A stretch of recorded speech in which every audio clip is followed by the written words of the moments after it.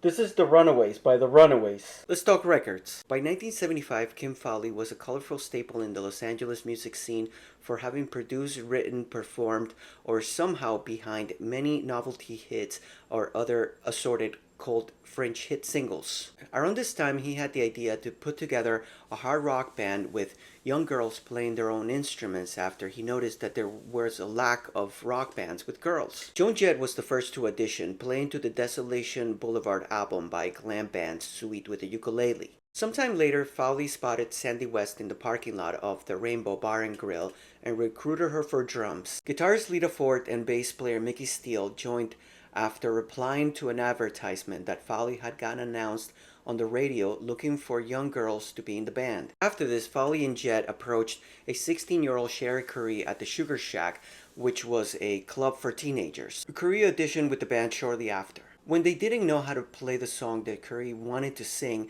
they improvised, and messing around they came up with their own song on the spot for Curry to sing. She knocked it out of the park and became the lead singer of the Runaways. The band made their live debut at the Whiskey A Go Go September of 1975. Steele just wasn't into the music direction the band was heading and left the group shortly after. She was replaced by Jackie Fox. Steele would later become the bass player for the Bangles in the 1980s. The Runaways then signed with Mercury Records. Fowley's idea was to make this newly assembled girl rock band to be just as loud and badass as the boys. They began recording for the first album early 1976. The Runaways' self-titled debut album was released March 16th in 1976 on Mercury Records. It was produced by Kim Fowley and Joan Jett. The song that the band had come up with during Curry's audition became their first single, Cherry Bomb, released the same day as the album. Reached number 6 on the US Billboard, bubbling under the Hot 100 chart. It has become their signature song and it has been featured in many movies. After this, the band went on a world tour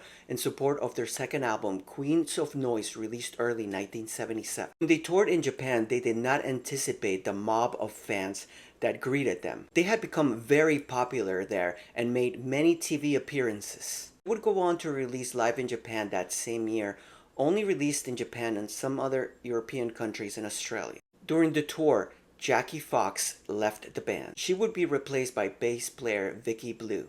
After the world tour in August 1977, Sherry Curry left the band about a year after joining the Runaways. Joan Jett became the lead vocalist, and they released Waiting for the Night later that year. Around the same time, they parted ways with Fowley after disagreeing over his management tactics, abusive behavior, and finances as well. They signed with Toby Mamis, an American management company, who was also the manager for Blondie. They released what would be their last album, and now, The Runaways, in 1978. The Runaways then sadly went their separate ways in 1979 after disagreeing over the musical direction of the group. Joan Jett was more into punk rock, and Lita Ford was more into heavy metal.